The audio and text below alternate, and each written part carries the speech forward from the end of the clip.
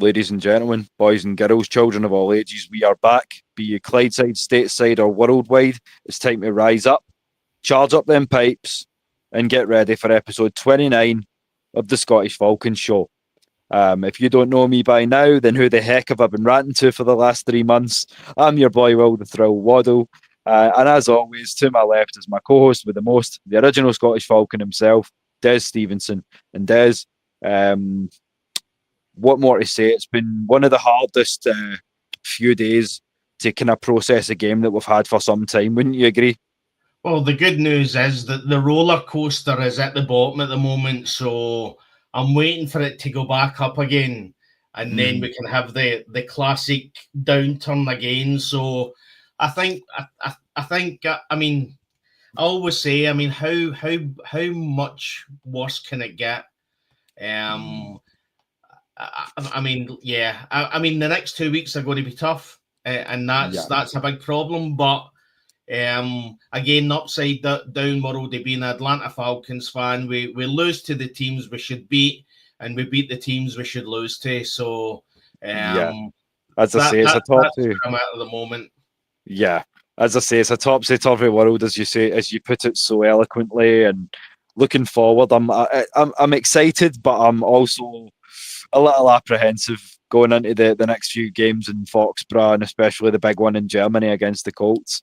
But as you know, we always like to start off with touching base back home to the family and down in the chat. So we were glad to see Tony Hall, as always. So how you doing, Tony, my brother? Dropping the red and black, as always. We love to see it. So as you say, if you've got any questions, as I say, anything you want to say, I know that it was not what we wanted to see, so we'll be breaking down the Dolphins game pretty early.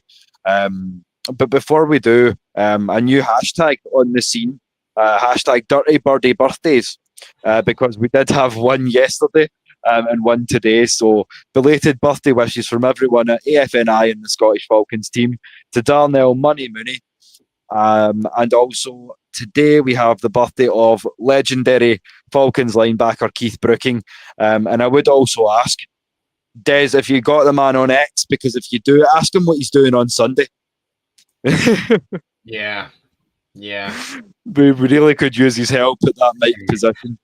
Absolutely, mate. I mean, as I say, if anybody really wants to see how passionate fans we are, go back to the watch party on Sunday, where me, Will, and a few others were effectively we were watching it live.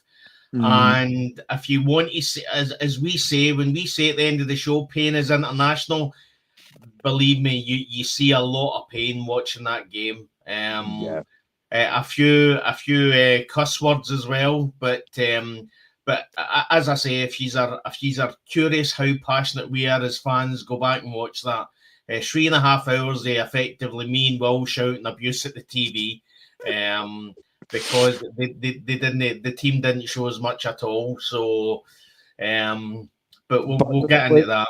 Yeah, well, with that being said, Des, I mean, it's something that I feel like the fans are slowly warming to, especially now that we're getting into the crux of the season, is the fact that we give you warts and all when we do the watch parties, but we can also be professional and give you the kind of diplomatic side and give you all the facts, because at the end of the day, we just want you guys to feel the way we do about our team, feel as much love and support as we do, and obviously by breaking down all the facts, it just lets you know what to expect on any given Sunday about as much as you can, because you know the Falcons and anything that can and will happen, you know, Des. As I say, well, the one thing I've always said is, and historically as well, is being on X, and effectively being well known as effectively being honest and saying my mind. I love this team, like quite literally. I love the Atlanta Falcons, and I always say, if I see anything that's getting done, whether it's somebody, whether it be somebody inside the organization or somebody outside the organization, if I see somebody doing something that I think is effectively having a bad influence on my team, then I'm calling it out. And that's what we will always do. We'll always call it out. We'll always try and look at it from both sides. But if we see bad coaching or we see bad decisions, we're going to call it out, because effectively that decision is potentially the reason why we lose a game.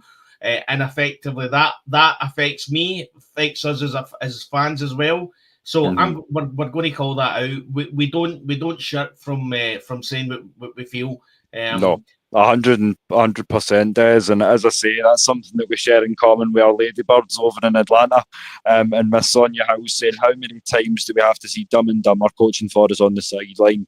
Well, unfortunately, Sonia, for at least another week, because we can confirm that there will be no coaching adjustments made at this time.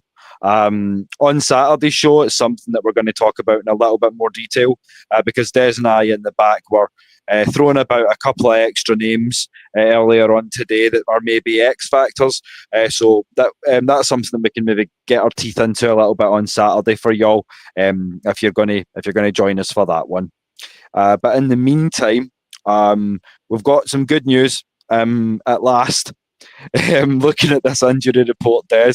So, I'm going to pull it up for everyone to have a look at. But in black and white, there is no one missing the reps today, which is surprising and actually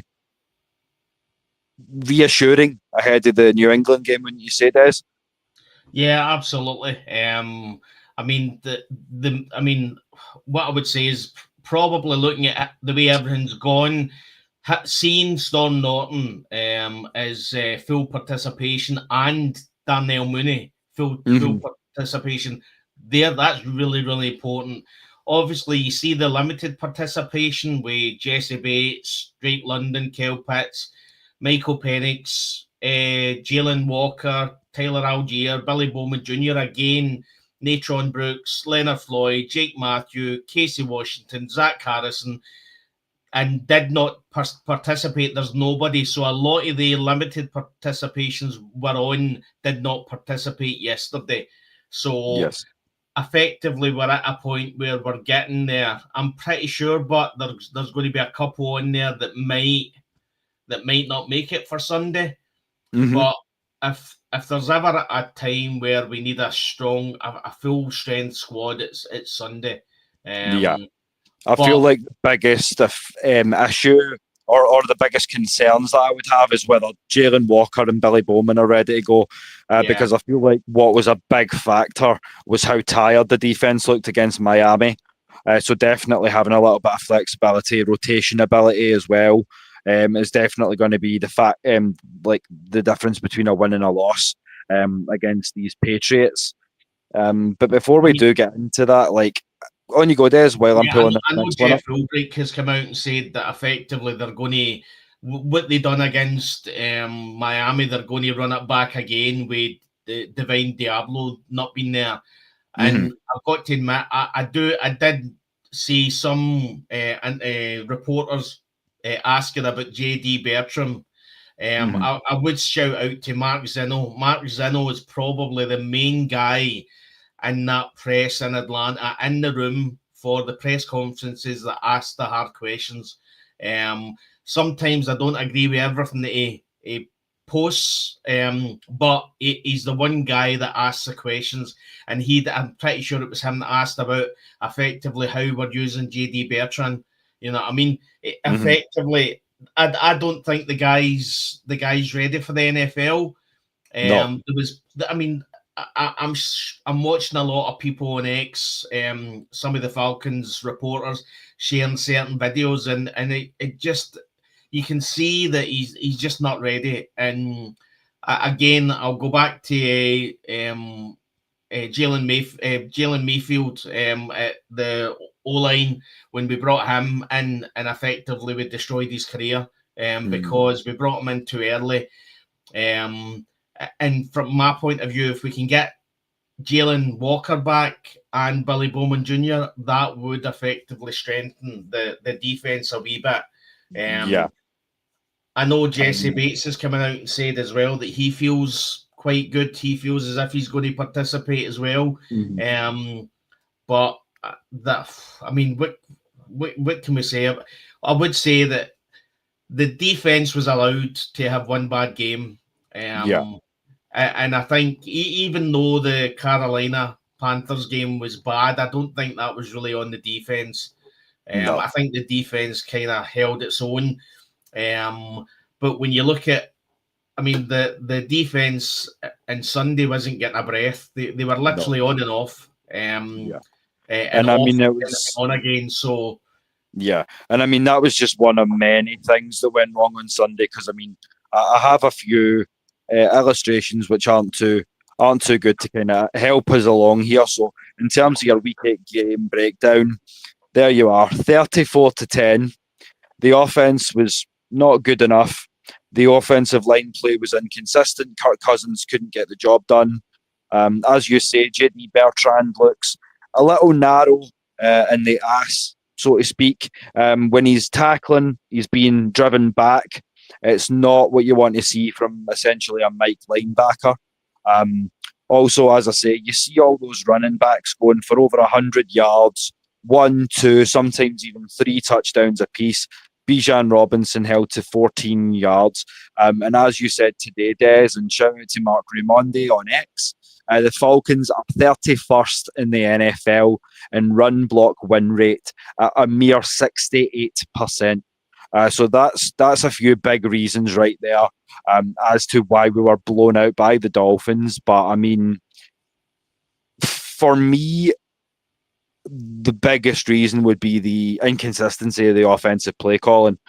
Because if you can't sustain a drive, if you can't be finishing drives and putting points on the board, and your defense is out there, especially when you've already been hampered by the injury bug, as we've said, Des, it really does kind of limit how much you're able to do defensively, especially when you've got the talent that we do. Yeah. As I say, I've not got the brain to kind of watch a game back and see where all the flaws are. As I said, when we were growing up, we were effectively fed on soccer. So if you want me to discuss offside rule in soccer, I can effectively go through that, no bother with you. But because you're not brought up with the football, it's harder for me personally to kind of look at a game and see where the downfall was and what wasn't working. But you could see straight away that as soon as we tried to run the ball, everything was just collapsing. Zach Robinson in his press conference said that there was an identification issue. So there was identification issues, and effectively who was lining up and who should have took who. And so, and Raheem Morris is effectively said the same, that they have to play better. And again, what I would say about Raheem Morris in the press conferences that he has, at some point, sometimes you have to come out and reassure the fans. You need to say something concrete with a bit of head on it to effectively tell the fans what's happening. Now, we don't expect him to throw any players under the bus. I understand coaches aren't doing this, but I effectively put out a tweet, and it was the Raheem bingo card, and effectively everything. It was literally coach speak. We need to play better. The offense will get better. We will improve. As I say, Raheem Morris's interviews are effectively him saying a lot and saying, talking a lot and saying nothing. And to be honest, the fact that, well, again, we'll get into it, but the fact that Rich McKay was on 680 The Fan, and one of the things he did say was that Arthur Blank heard the angst within the fan base. You know what I mean? What I would say is that if Arthur Blank doesn't know there's angst in the fan base when we've lost effectively a 1-6 Miami Dolphins team, who effectively the quarterback threw his players under the bus. then had to come out. So this is the week leading up. Then had to come out and apologise for throwing some of the players under a bus. Then Mike Daniels all last week was effectively coming into work expecting to be handed the storage box and told your services are no longer needed. Yeah.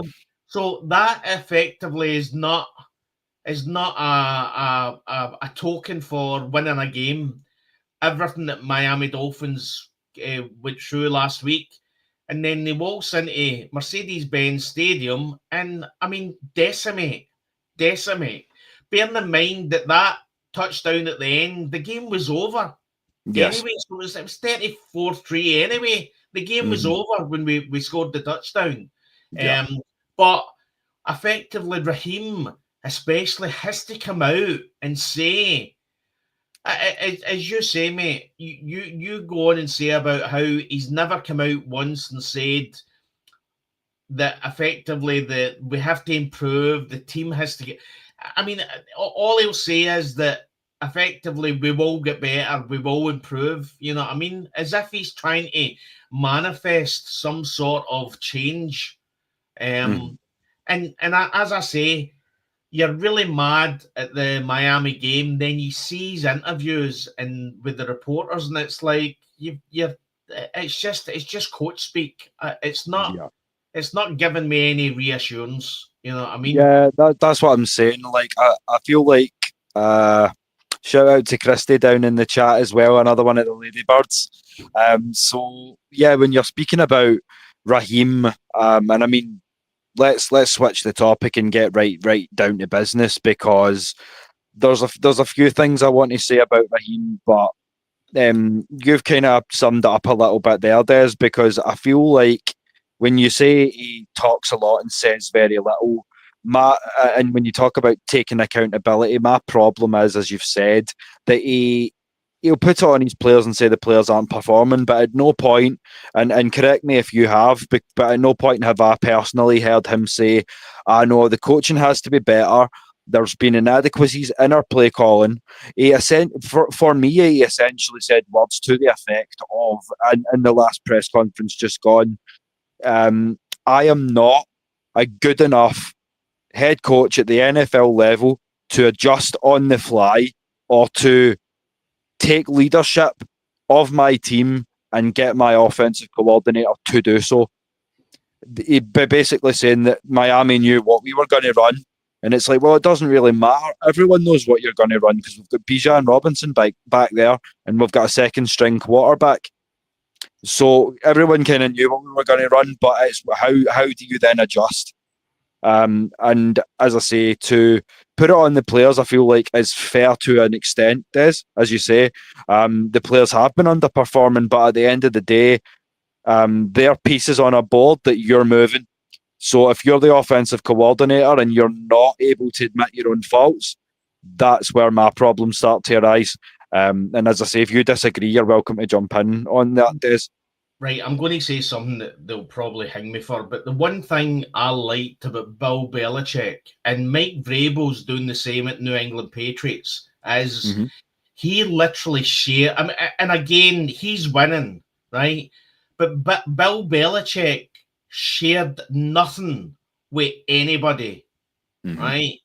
So effectively, if you're a defensive coordinator and you're coming in and with Miami and you're coming in the last two games, what do you think, or who do you think you have to stop to decimate our offense?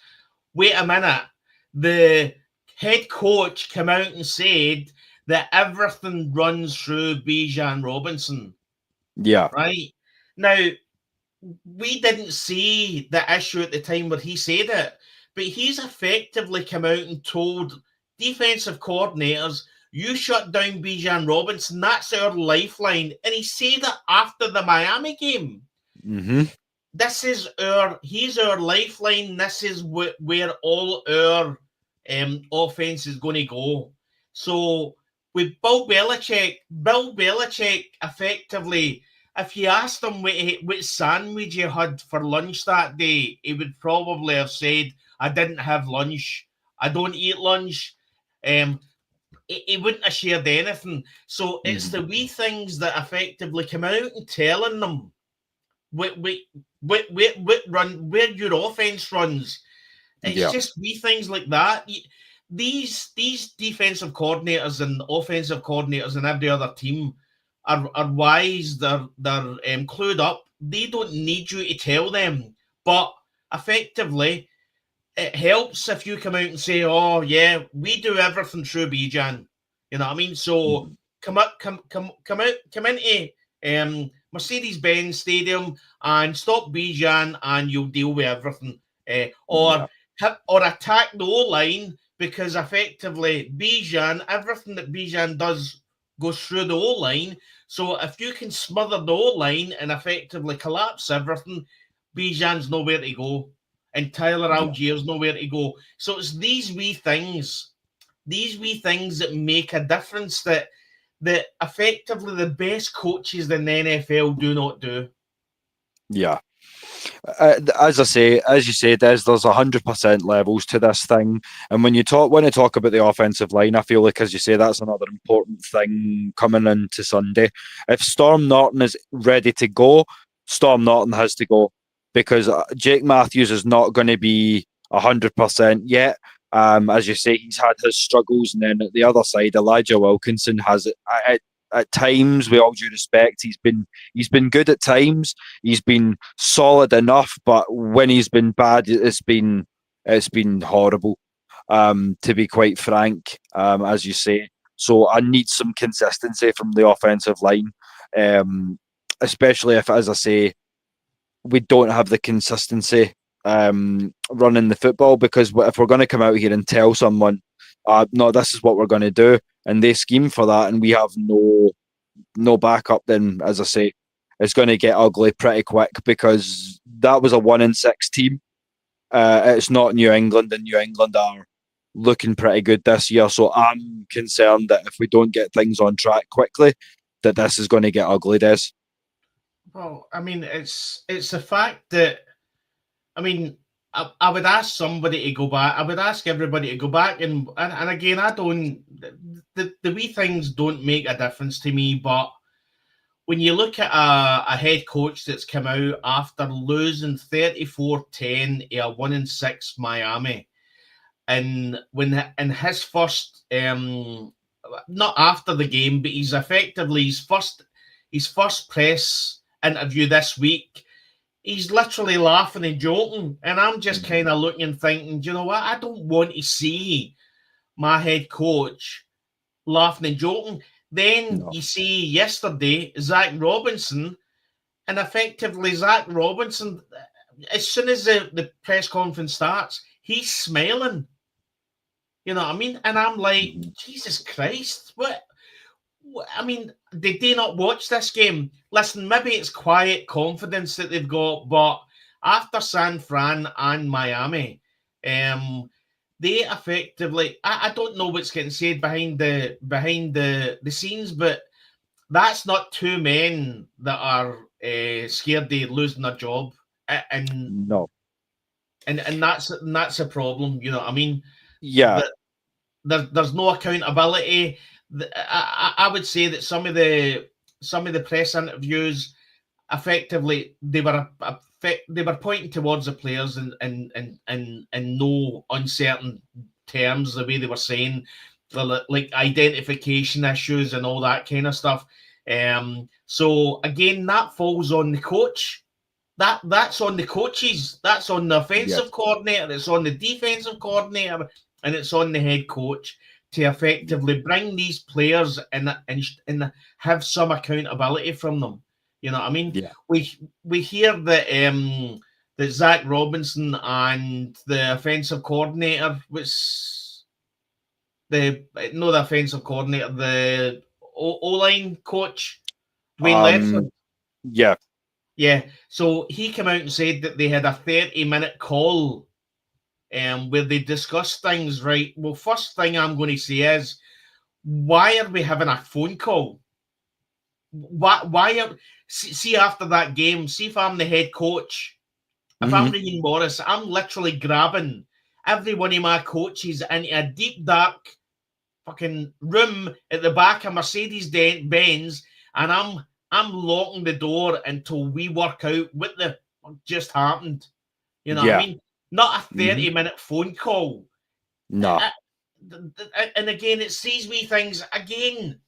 I don't want Belichick as a coach. I don't want him anywhere near my Atlanta Falcons, but that's the kind of thing that a winning coach would do. A winning coach would be like, listen, I'm not accepting this. Yeah. Bill Belichick would have come into that interview and he would have been saying, this is not acceptable. It needs to improve or jobs will go. That's what needs to be said. I mean, that's it. I feel like there needs to be some accountability taken, as you say, as we've all said, as Sonia's agreeing with as well. To put it on the players is bullshit, and it feels, and as you say, it feels like it's guys talking, knowing that their jobs are safe. So I don't know, and we'll get into it a little bit later on when we talk about Rich McKay. I don't know if this is top down from Arthur Blank, that it's like, no, you guys have got till the end of the season, win, lose or tie, to complete this experiment, and then we'll see what's happening. But at the end of the day, like, speaking as a fan, and you're coming into essentially, do you pay these men years for Kyle, Tyler, Drake? And these guys are sitting thinking, I'm not coming back to this. So as you say, if I'm a winning team and I want to kind of try and put something together that's going to build, as we've said before, what we want in Atlanta, which is a kind of multiple ring dynasty, this isn't the way to do it. This isn't the coaching staff that's going to get it done, in my opinion. But the issue we've got is that Kyle Shanahan effectively ruined Atlanta Falcons, and I'll be explain that, right. See, effectively, Arthur Blank is sitting there, and he's thinking about 2015, and he's looking about how dysfunctional at some points the offense was under Kyle Shanahan in 2015.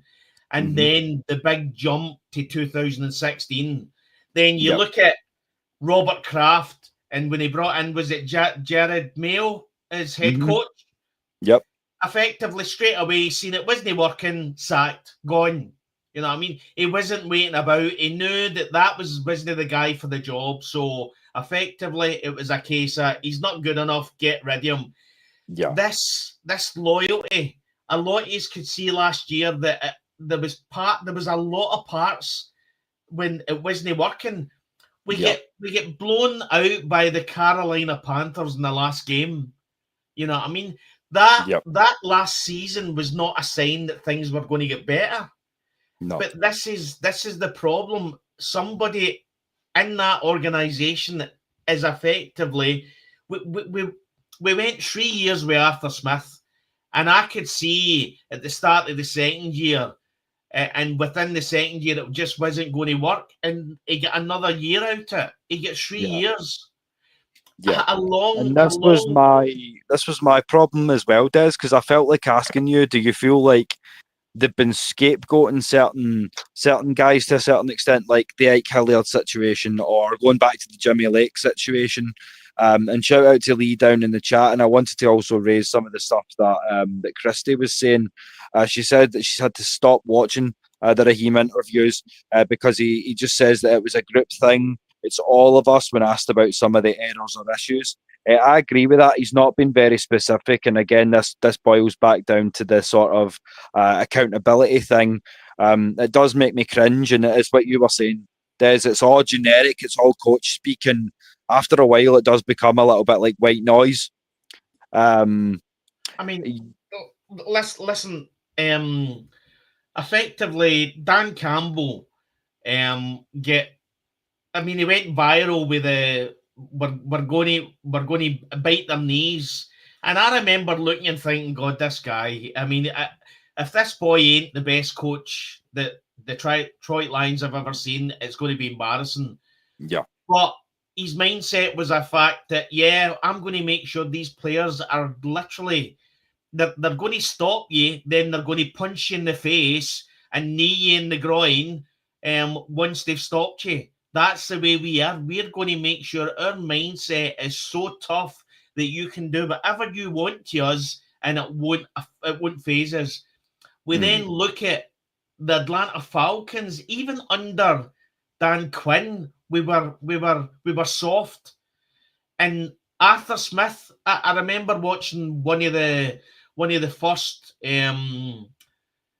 practices where effectively the players got 2 yards and started celebrating. And I remember Arthur Smith said, "This is the problem. Yous have got 2 yards and yous are celebrating." And I thought to myself, fair play. I like that. Maybe we need to get tough with some of these players.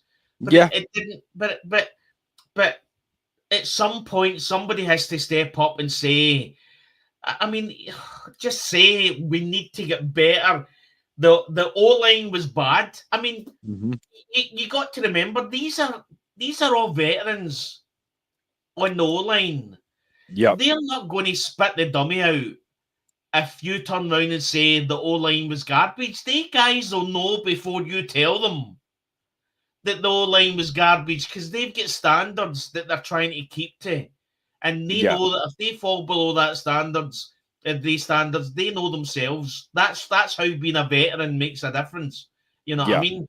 But at no point are they coming out and saying, as you say, it's coach speak. It's just coach speak. And that's what grinds my gears, as Family Guy would say. Like Bow Whatever says it as well. I don't know if it's necessarily incompetence so much as it is inadequacy. I don't know if he has the tools to necessarily adjust to the NFL game. I mean, look at his head coaching record. It's 30-52. That's not exactly stellar. So he's had a long tenure. I feel like he's at a point where, as I say, there's other guys whose doors I could be chapping on, but I don't know if it's wanting incompetence per se, but I feel like he needs to just come out and say, "No, here's where our limitations are.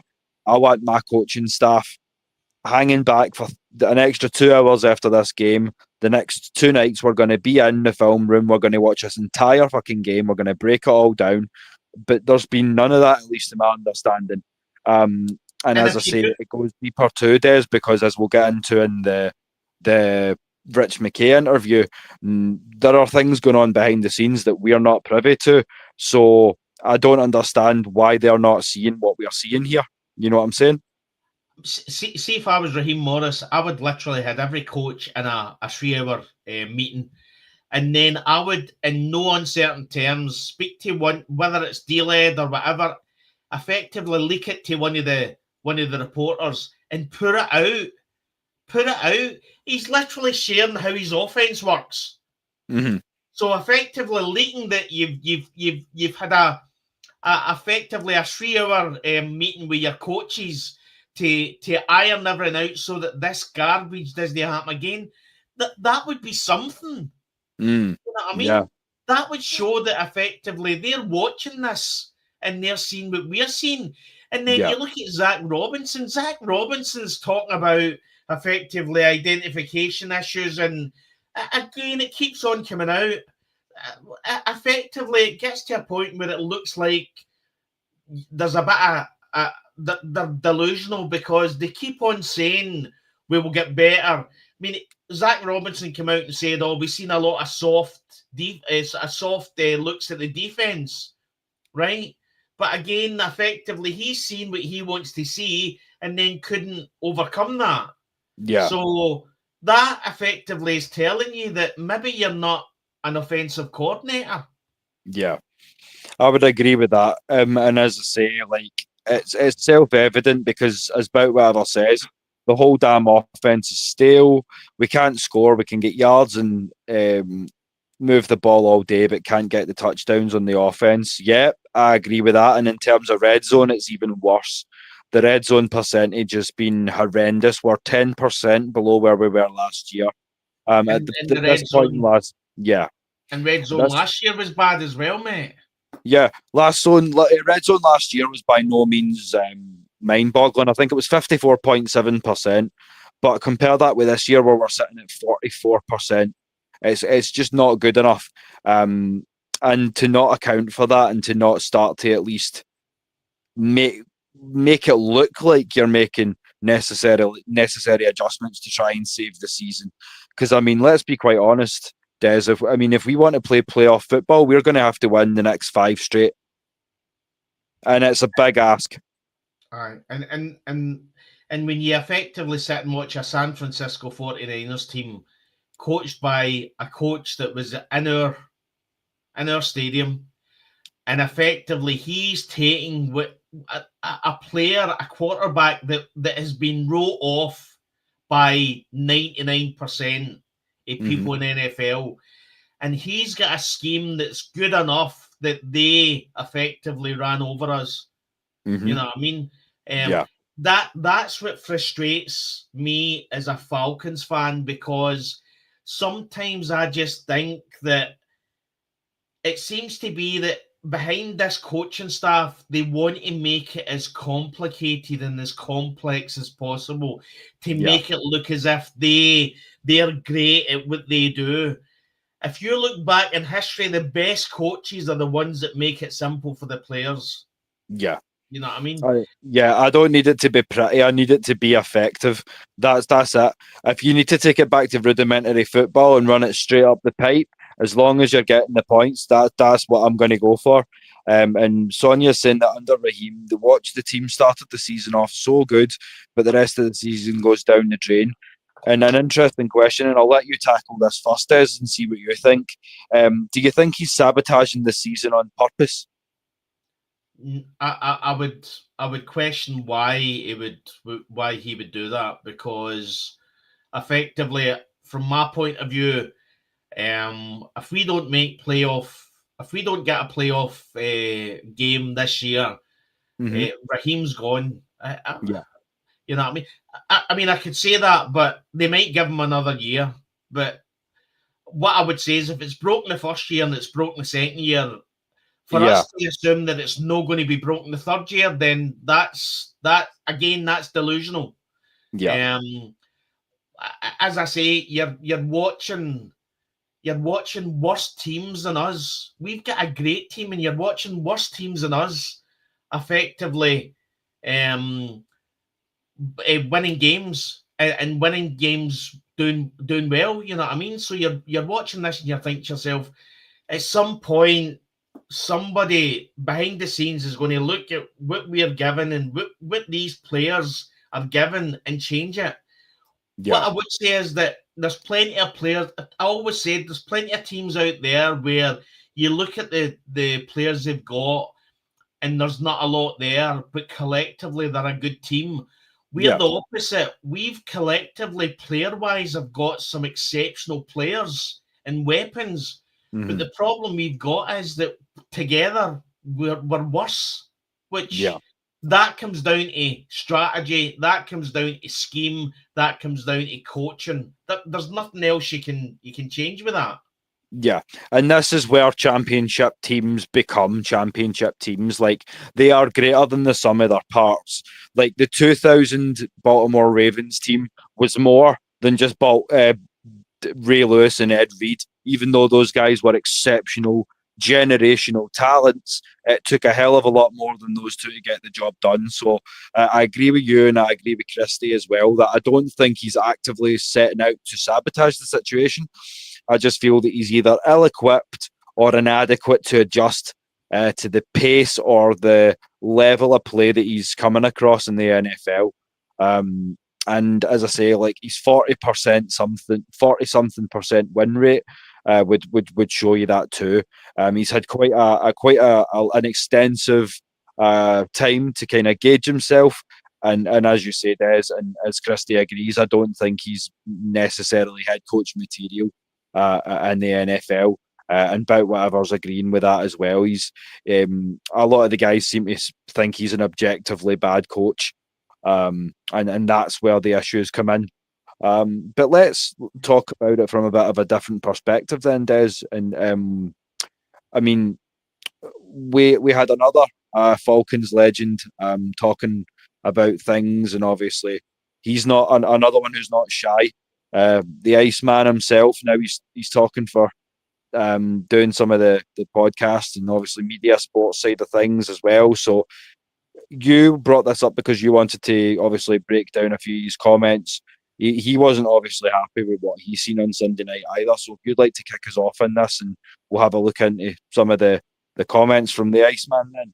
I mean, what I would say is we're looking at a Miami team that effectively every home game that they play, they put the Miami Dolphins in the shaded side of the stadium and put the visiting team where the sun hits them. Mm-hmm. Effectively making the stadium benefit them. Matt Ryan came out and said that effectively Miami statistically are really bad in bad weather games. Mm-hmm. And he said that the roof was closed because there was rain in the area. And his words were, open the roof and effectively allow the rain to come in and give them a park where they might effectively feel the pain. Because as you know, Miami, they're used to playing in sunny weather. So any bad weather, they're not very good. So his words were, open the roof, effectively try and use the stadium to your advantage. Yeah, makes sense. And I mean, it's not exactly like it's not done in other places in the league, as you say. Try going and playing the Broncos in Denver and talk to me about that. You use what you've got if it'll give you a little bit of an advantage. So I completely agree with that too. I just feel like if we've got to do that to caveat for a bad coaching staff, it's a bad set of affairs. But I mean, I'll take any little advantage I can get. Des, I mean, if it gets this team on side. And another point here about Coach Morris. He was bad here the first time as interim head coach. It just wasn't as bad because most of our guys was hurt. He dick rode in LA and in Tampa Bay to get his Super Bowl rings. He ass cheeks for real, for real. I don't know if I'd necessarily agree with that, but I mean, he's proven that he's more of a positional guy. And even at this point, given the fact that he's not made the adjustments that have been necessary of the offense, that would lead me to believe that he's not even offensive coordinator level in the NFL. And this is why on Saturday, Des, to open things up, you and I are going to have a little bit of a talk about some potential both candidates for head coach and for OC, as well as a few different kind of potential trade pieces that we could bring in to kind of shore things up. Because as I've said to you, and as we said in the chat in the back, something's got to give. The level of mediocrity, I am not prepared to accept another 8-9 season because the life's gone out of us 6 weeks, 7 weeks in.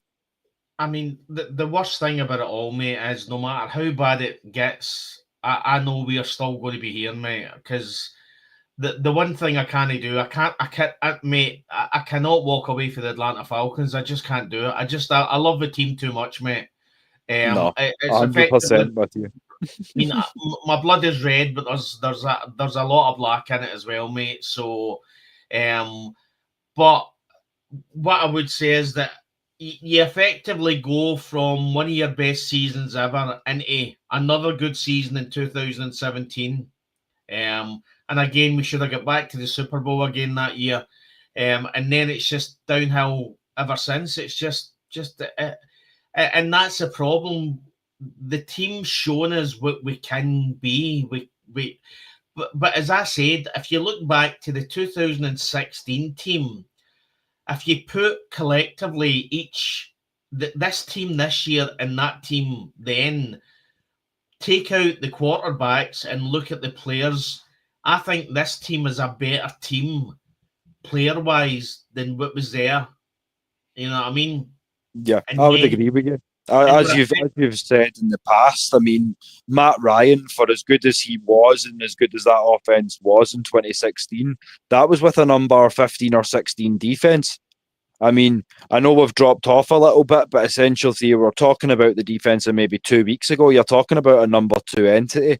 So, I mean, if we can stay healthy, there's no reason to suspect why we wouldn't stay sort of in the sort of top six sort of area, even if we did have a bit of a drop off in 1 or 2 games. So, I mean, I feel like I agree with you on that. I feel like we're definitely in an all round better position. So, I feel like over the last few seasons, as I say, there's been controversy in some of the draft picks where they've not been happy with the guys we've been taking or the positions we've been taking them in. But I feel like for a lot of our faults over the last 2 years, I wouldn't put that down to Terry per se. Yeah, yeah. Listen, I'm not sacking Terry at the end of the year. See, if No. Raheem goes, so be it. Terry Fontenot is a good general manager. Mm-hmm. I will die on that hill. Terry Fontenot is a good manager. Listen, all I would say is that everybody can call out the Kirk Cousins signing, right? Mm-hmm. But I guarantee there was nobody when we signed him that effectively said that was I mean, yeah, the money was a bit steep, but it was Kirk Cousins. He was the number one free agent in the NFL. So Yeah. you're going to have to pay. But at that time, the Atlanta Falcons was a good team with a bad quarterback. Mm-hmm. And we needed one more piece, which was going to be Kirk Cousins. But then, obviously, again, the one thing I'll stand by with Raheem, and again, this is on Raheem. Raheem had said before when he was interim that if he took over the job, he would start to look at what would happen after Matt Ryan retired, about bringing in a younger quarterback to shadow Matt Ryan. So that's what his thoughts were. He was bringing in Michael Penix Jr. to sit on the sideline and watch Kirk Cousins and watch how things are done. Effectively, Kirk Cousins got injured, faded, and I don't think we'll see him the same again. I think there's a good chance that we won't see that Kirk Cousins again. But at the time, it was the right decision. There was Kirk Cousins or effectively Jameis Winston. You know, I mean, there was nobody there, and we were not going in. We were not effectively.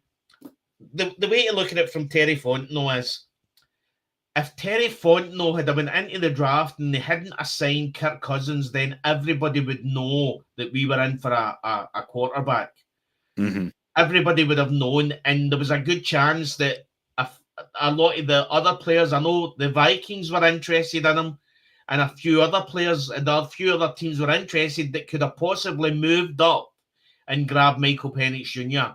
So if Michael Penix Jr. becomes as good as what I hope he's going to be, then that 180 million would be worth it. You know what I mean? But what I would say is, I don't think Terry Fontenot, apart from that, has put a foot wrong. This has probably been one of the best draft classes he's done this year.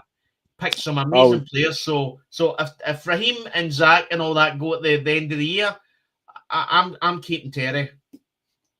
Yep, I would agree with you. When it comes to what you're saying about that, about whatever, when you're talking about Desmond Ridder, I just don't feel like he was ready to be the guy.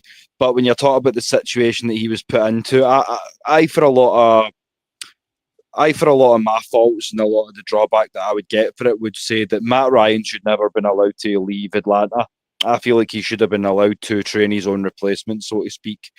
But obviously, the way things played out when we shipped him on to Indianapolis, as Des said, we were left with two choices, and nobody, and I mean nobody, wanted Jameis Winston in Atlanta.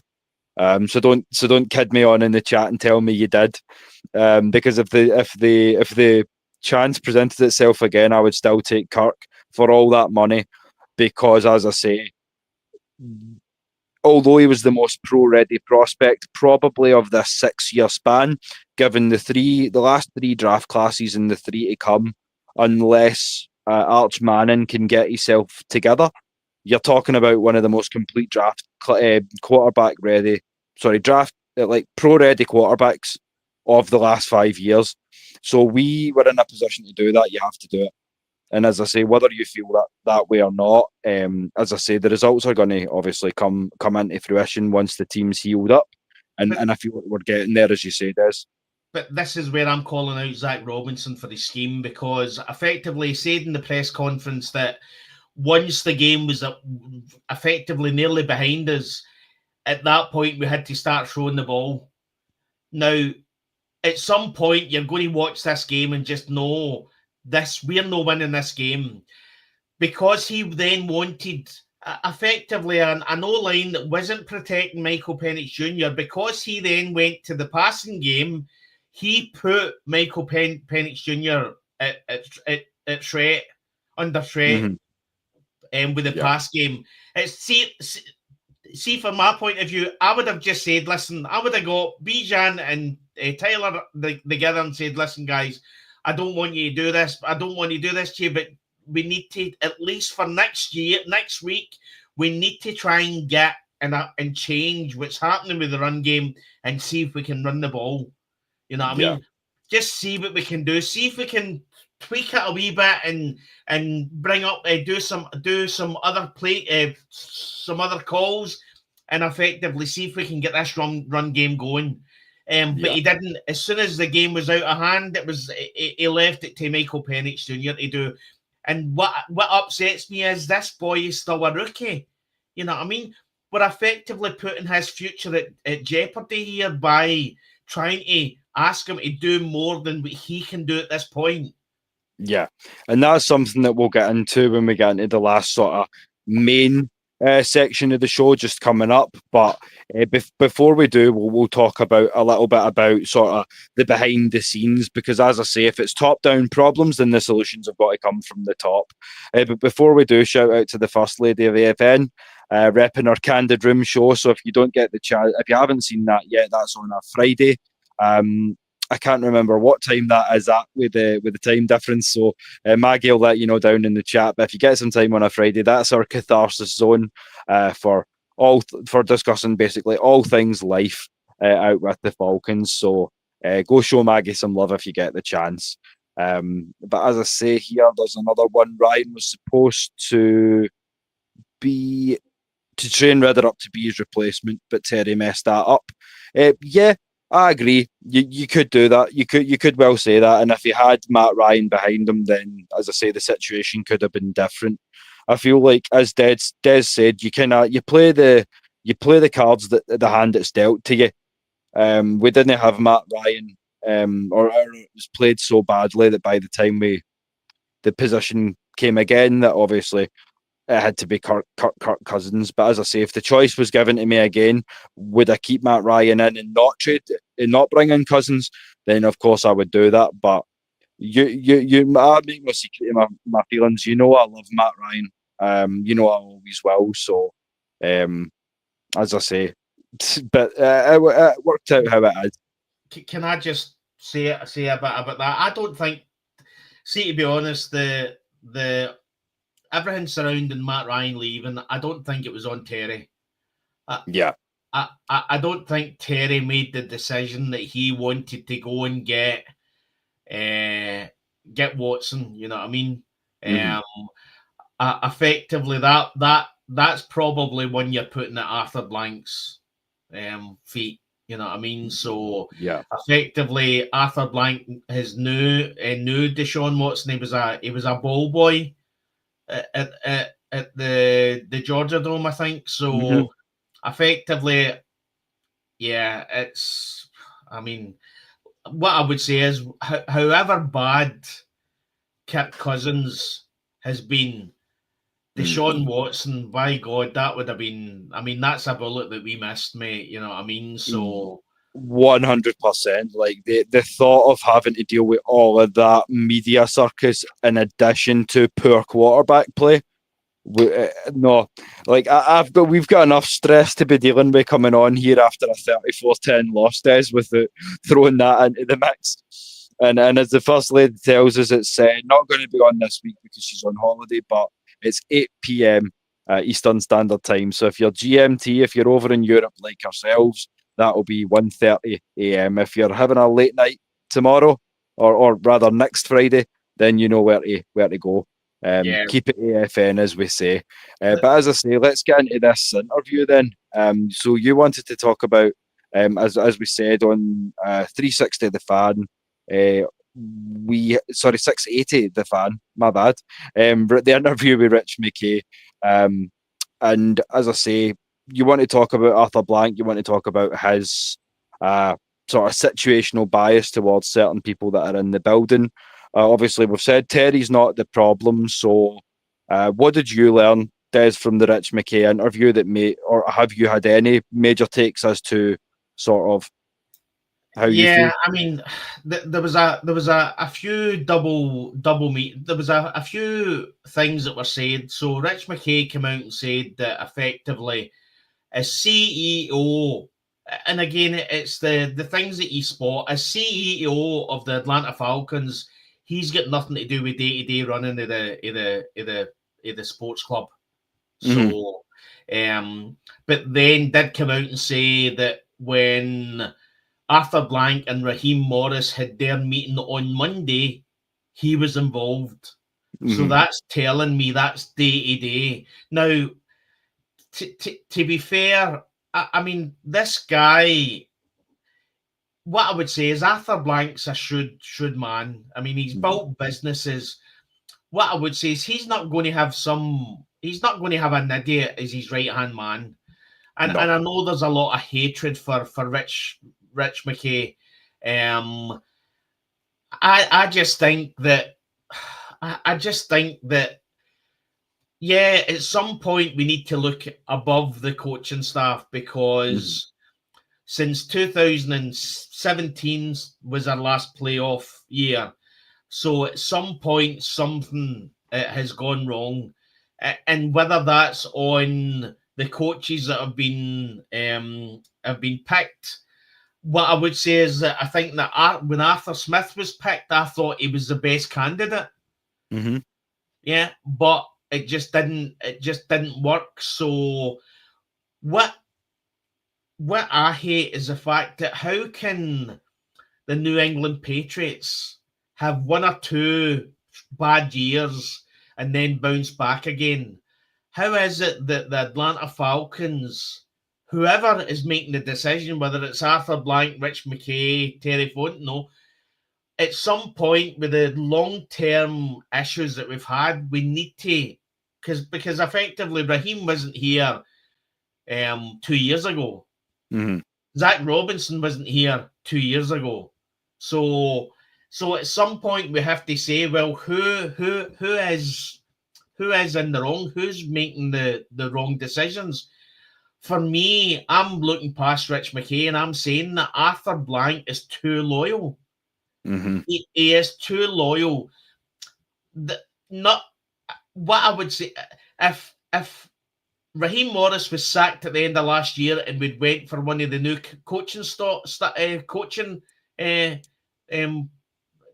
we could have something new, something different. The fact that it's another season and nothing's changed, that says to me that's on Arthur Blank. Arthur Blank's allowing this to happen. I know he wants to win so bad that effectively he's putting up with this because he doesn't want to rock the boat. He wants success, and he thinks that keeping a head coach in position for longer breeds success, and it's just not true. Having a general manager in place with the way he wants the team to run and allow him to bring in the coach that's going to run and effectively do the scheme that him and the coach agree with, then that's a different matter. I agree with you, and it also plays in a little bit to what I was saying as well about the lack of flexibility in the offense and the lack of creativity in the play calling. At the end of the day, as Des, as you said to me in the back earlier in the private chat, Mr. Blank has a hand in everything. So every single decision boils down to him as the sort of number one. So, as I say, his loyalty to inadequate coaching methods As I say, my faults with the approach that Raheem's had recently too, of almost wanting to be more of a friend than a head coach, and obviously the way that's kind of came back to bite us almost in a way. And we can see that Jerome, another one of the frequent flyers down in the chat, good to see you, brother. New England Tyler coach, the job and culture means something to them. Until we hire that type of coach, shit going to remain the same. Yeah, that's what we would probably say as well, Des. I'd agree with that certainly. Just I want someone like my players. I want someone who's going to coach for the jersey. As I say, I don't think that Raheem or Zach Robinson are actively not. They're actively going out to harm this team, but at the same time, I need someone who's going to come in with a bit of fire in his belly, the same way that Ulbrich has for the defense. Wouldn't you agree? Yeah, I think the best way to say it is when the bullets are flying, you need somebody. You need one guy in there to be calm. Mm-hmm. Effectively, when as I say, when the shit hits the fan, you need to be the calm one, right? Yeah. But but in so many instances, Raheem Morris gets flustered. He doesn't call timeouts when he should call timeouts. Sometimes the moment just overtakes him. You know what I mean? And that's the big issue that I see. I mean, he came out in the interview and said that that the fourth and one that he challenged, that we could all see was effectively Miami got over the line. They got past the line of scrimmage, and they got the first down. We could all see that. He came out in an interview and said that it was close enough for him to challenge it. Mm-hmm. But again, that's bad coaching, because effectively you don't know at that point whether you need that timeout or not. So effectively to come out and say, whatever, okay, it doesn't matter anyway, it's only a timeout. We could have won it. No, we were never going to win it. It was Miami had got the first down. We could see that. Everybody in the stadium could see it, and they were looking at the same screen as you. But you still challenged it. It's the wee things that tell me that sometimes the moment is too big for Raheem Morris. Bearing in mind, this is a guy that's had over 80 games as a head coach. Yeah, you're 100% right. Rich McKay and the board has outvoted him when it comes to picking head coach. He's not Arthur Blank, says Sonia. Well, and if that is the case, then I feel like something has to be done in regards to that, because it again adds to what Des was saying earlier about Rich McKay not being completely honest and as to how deep his day-to-day activities actually involving the team are. But what I would say is that effectively there was a few things I agreed on, because he did say in the interview that at some point you need to look forward and not look back. Yeah. And I completely agree with that. There's no point effectively hanging on a bad game and a terrible game that we had. We need to at some point look towards the Patriots game. Completely agree with that. I understand that. There's no point effectively leaving yourself in misery. It's time. It's better to effectively move on. So I agreed with all that. But what I would say is, again, it's a double meanings. If he's not day to day, the fact that he appeared on that show, again, I'll give him applause that effectively he came onto the show, especially after such a bad loss. But what I would say is I think that shows that whatever anybody else thinks, Arthur Blank is in control. Mm-hmm. Because I'm telling you now, if you're Rich McKay and you're in control of everything and you don't have to have anybody tell you what you can and can't do, there's not a chance you're putting yourself up for that. There's not a chance you woke up on Monday or Tuesday morning and thought, do you know what? I'm going to go and appear on 680 The Fan, take all the abuse, all the garbage, all the hard questions. I'm going to do that. That was effectively Arthur Blank saying something needs to be done. We need to show that we know what these fans are unhappy. And that was Arthur Blank's decision. So whatever anybody thinks about where who wears the trousers, I'm putting it. It's Arthur Blank. Arthur Blank is in control with the Atlanta Falcons. What I do say is I think one of the biggest problems is he's so desperate for a Super Bowl win that it's clouding his judgment and he's making bad decisions. That's what I see. Yeah, I would completely agree with that. I feel like, as you say, Des, he's trying too hard to kind of stick with tenured coaches that have proven, well, not a lot necessarily on the field, but as I say, he feels like guys that have been there that know the system can get it done. But what if the system's not working? And we've seen that it's not going to be enough. We need more creativity. We need more quick adjustments, and we need a real offensive-minded coach, as Jerome says. He throws in Mike McCarthy, which is an interesting one. And as we've said, I know you came in a little later, Jerome. So if you're going to be watching on Saturday, we're going to go into a full kind of breakdown some of the guys that we are having a look at in terms of the coaching carousel as well. So by all means, stay tuned for that. But Des, before we kind of wind things down for the night,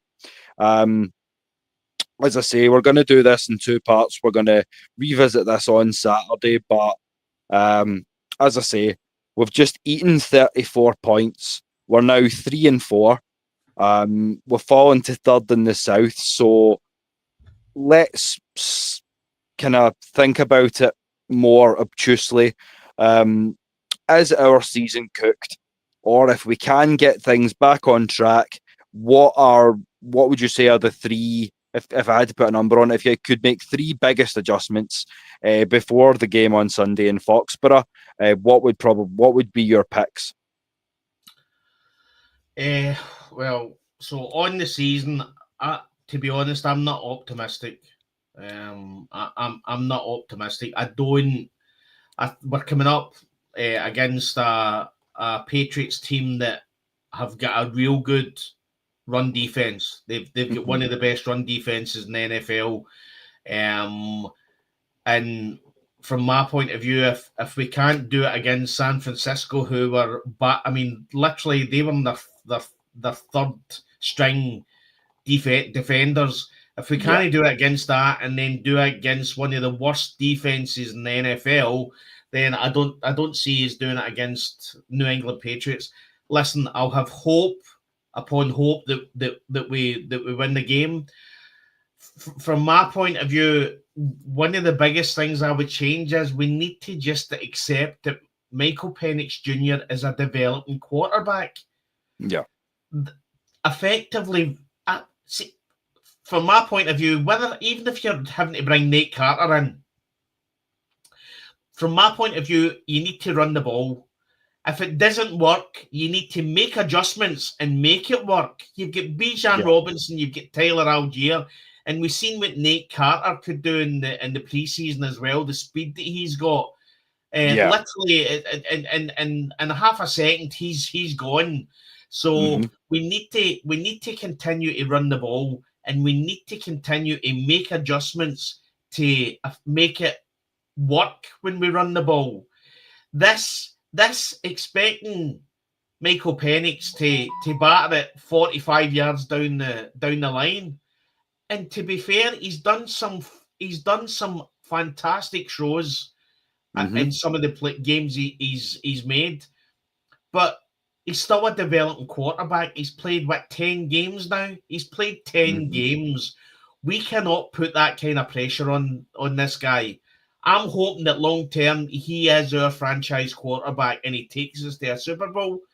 But as we've seen, as we seen effectively against San Francisco 49ers, we put him under too much pressure, and he was out. He was out for the Miami Dolphins game, and we now know that Kirk Cousins is not the best backup quarterback in the NFL. He's the best paid backup quarterback in the NFL, but he's certainly not the best backup quarterback in the NFL. So as we say, it's just one more thing to kind of loop in when we talk about the defense, when we talk about the offensive line. We really want Penix back. We really want a kind of full strength offense and defense. Or if that doesn't happen, then 7 rings, you just may get your way. But I guess we'll find out on Sunday, because I mean, we've got a lot to get through on Saturday's show before then. And shout out to Louis, aka Dirty Lou. It's good to hear from you down in the chat again. And shout out to everyone listening to us over on X on Scottish Falcon, over on Desi's profile. We've always run, so why shouldn't we stick with it and work from there? 100%. The man knows. And again, this is why I'm calling out Zach Robinson and Raheem Morris. Mm-hmm. If it doesn't work the first 2 or 3 times, it doesn't mean that it's not going to work the 4th or the 5th time. You make adjustments. You scheme differently. You don't make your offense scheme predictable.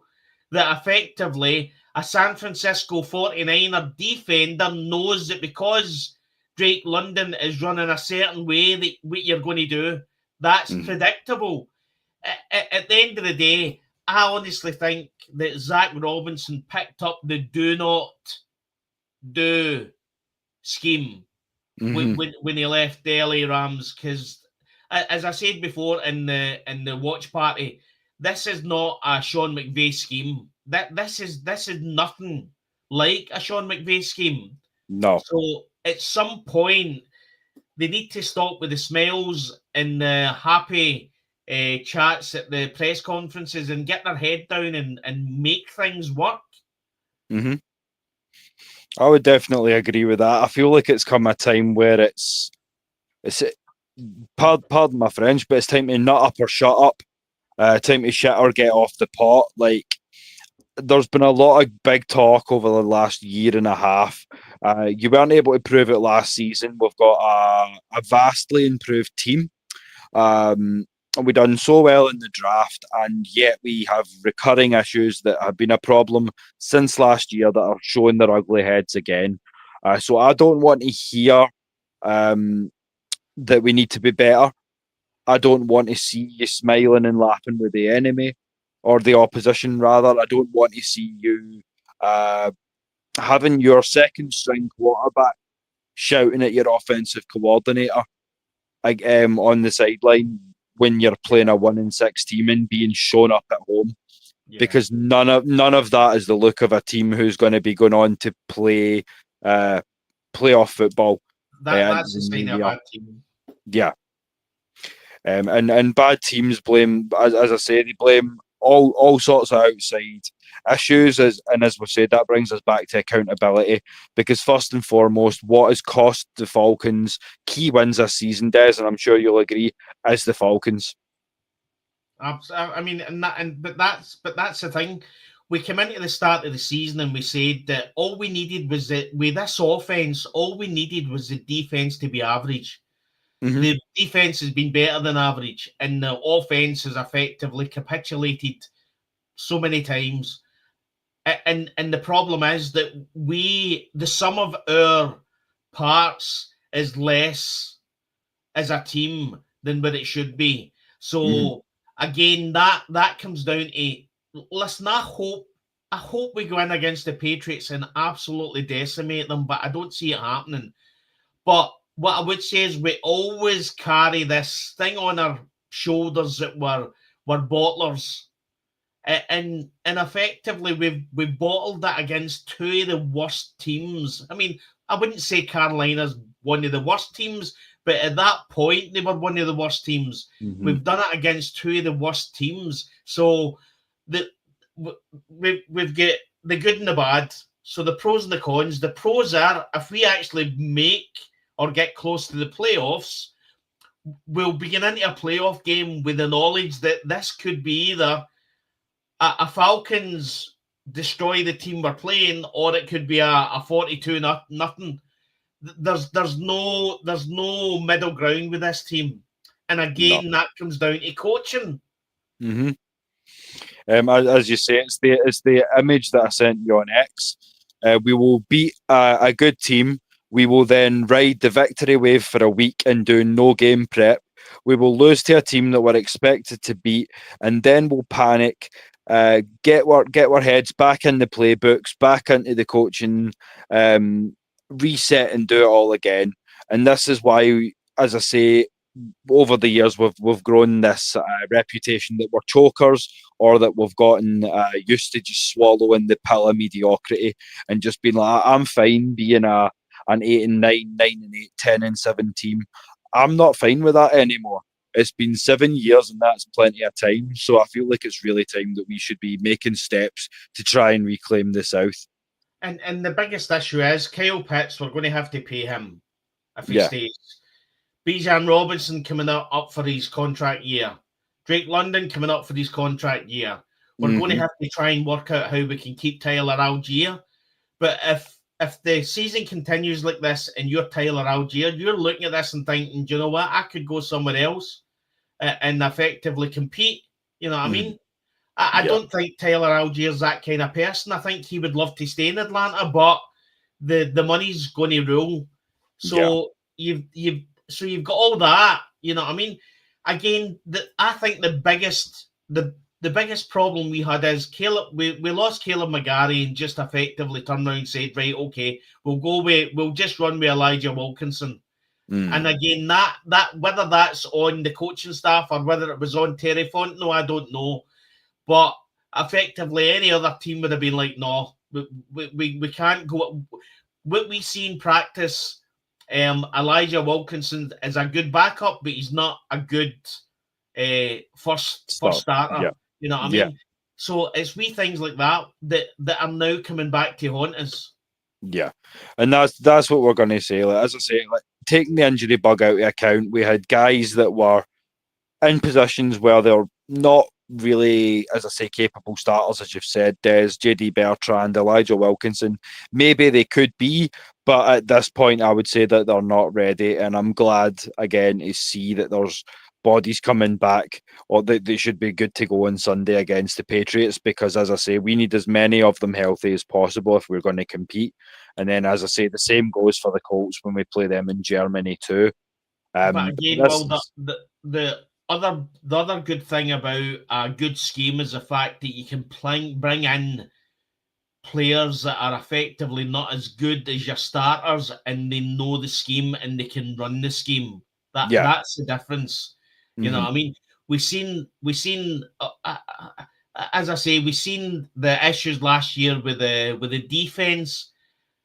What I would say is, again, there's one of your problems. The fact that Raheem Morris continued to stick with Jimmy Lake right to the end of the season. Everybody could see what was happening with the defense. And after 4 or 5 games, it was a bad defense.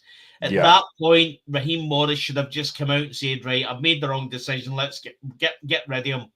You know what I mean? And this is the problem. One guy I will name drop for an Ulbrich defense, which I feel like he could be, if the money's right, and I mentioned him to you in the chat earlier. If we can get him for the right money, I feel like he'd be a serviceable replacement for Divine Diablo. Would be Isaiah Simmons from the New York Giants. I know that he's going to be coming available pretty soon, and with there only being maybe 5 days left until the trade deadline, I think if you're looking at linebacker, that's definitely somewhere to look.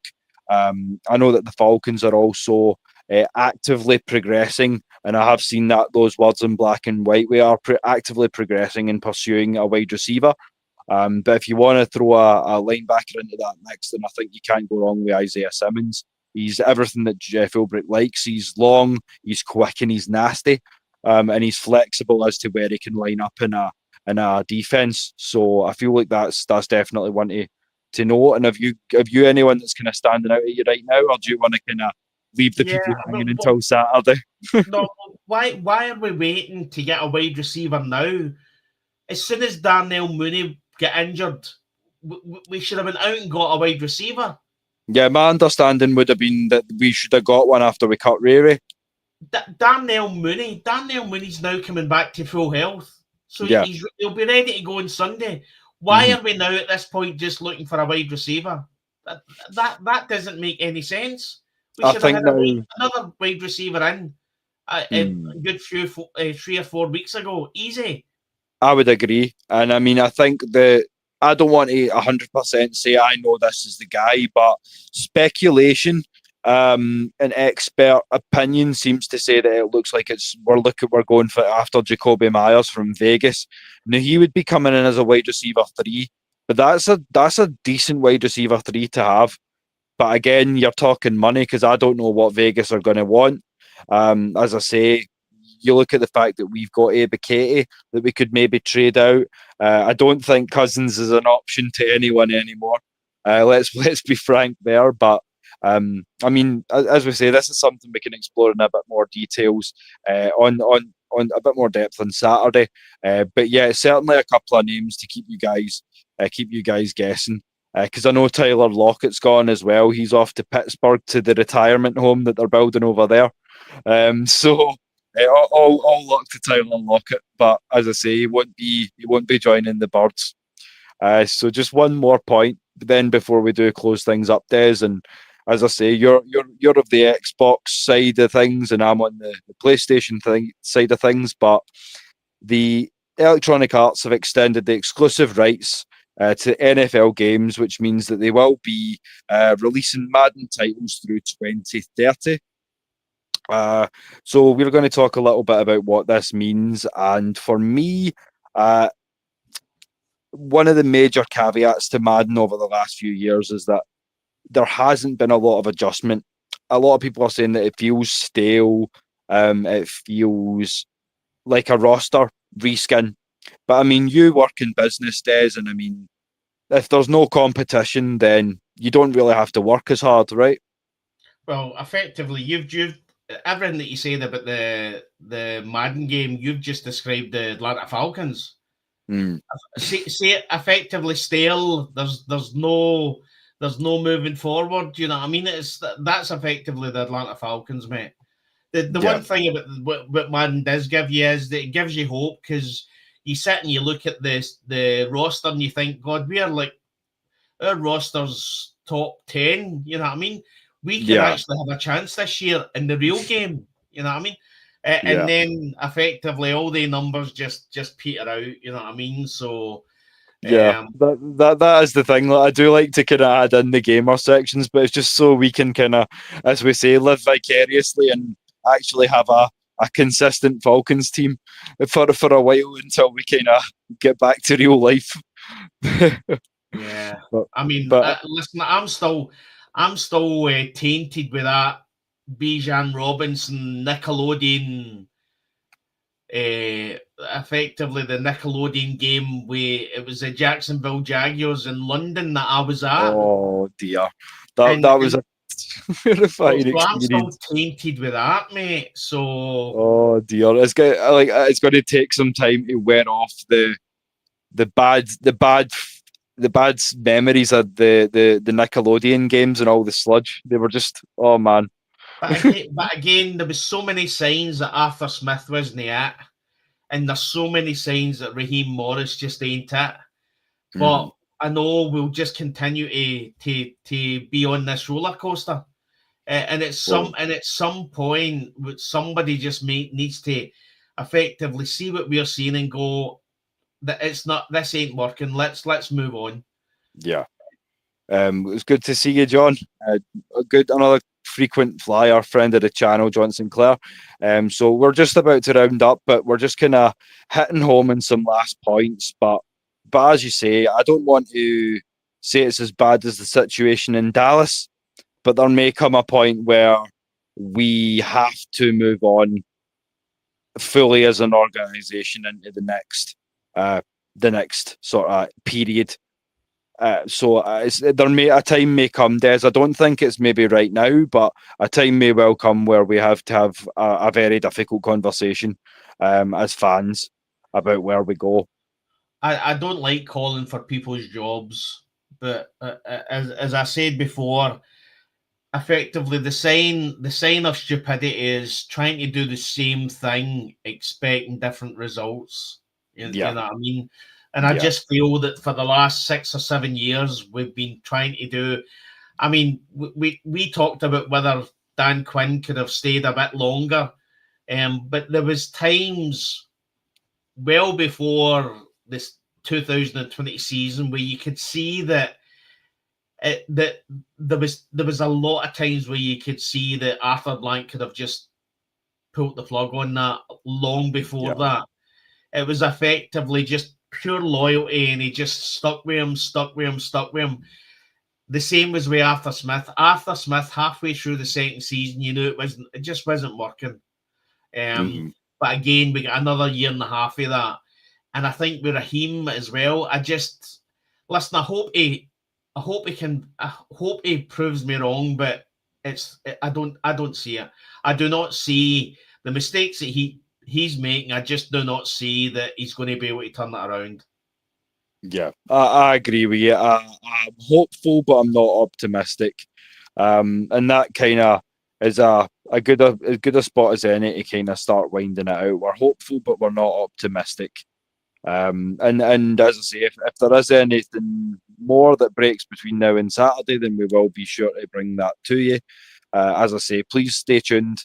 Same time on Saturdays, we're going to continue to break down, as I say, some potential trade targets, some more of the coaching carousel, speculatory sort of ideas as to who our choices would be if the worst should occur. Because, as I say, it's been teased in some sources, Des, that as I say, Zach Robinson may be leaving the Falcons for pastures new, but if you want to find out where that might be, then you're going to have to tune in on Saturday to the Scottish Falcons show, and we'll cover all that for you, as well as a hell of a lot more good stuff.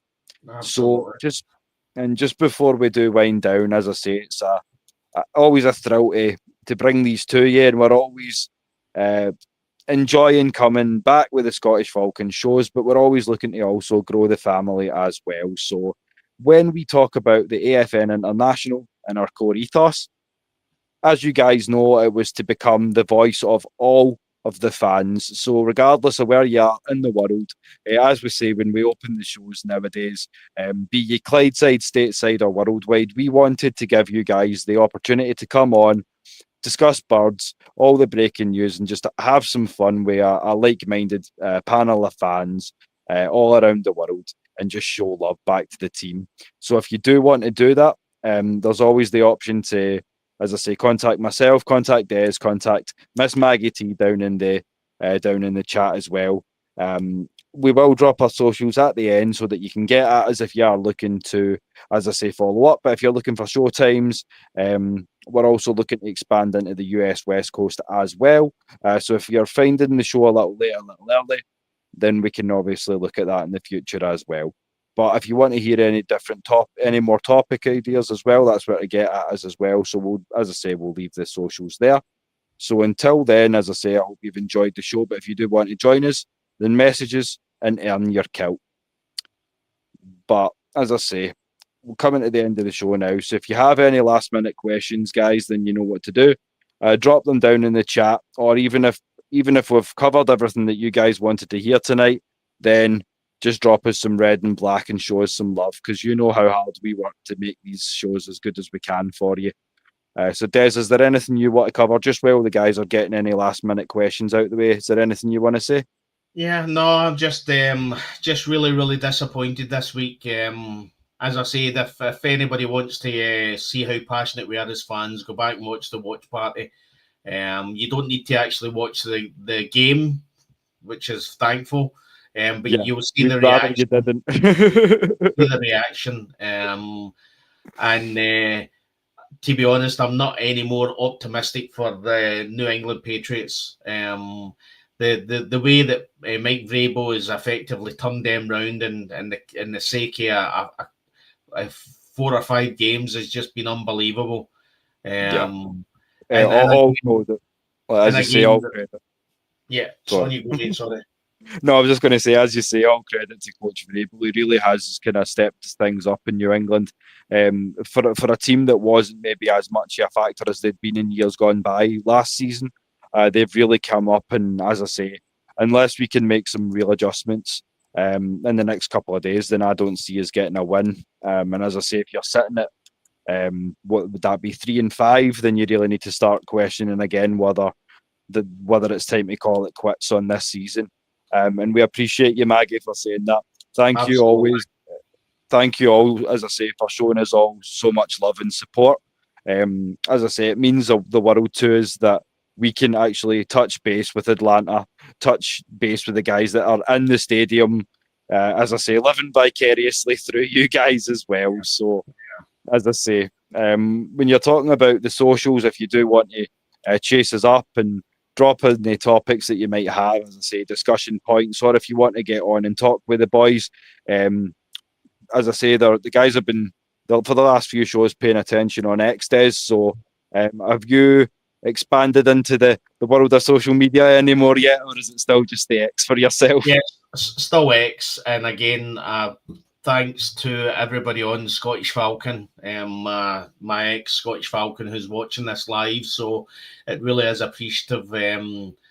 As I say, all we want to do is effectively talk about the Falcons and share that with the world. So the fact that there's people out there that are actually tuning in and want to watch this is even better. Yeah.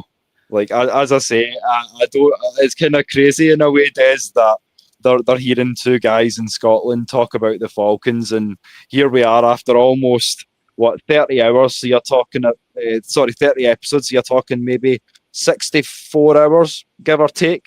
So you're going on 3 days, and you guys aren't bored of us yet. So as I say, keep the love coming because it's what really spurs us on. So. As we say, as we always do before we close up, I'll just get these visuals lined up for you. Never forget that the Scottish Falcons love our ATL, how much of a thrill it is to do these shows for you.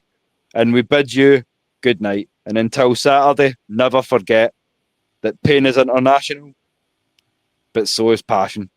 Des, thank you once again, my brother, for joining me today. Thanks, everybody. Enjoy the rest of your evening.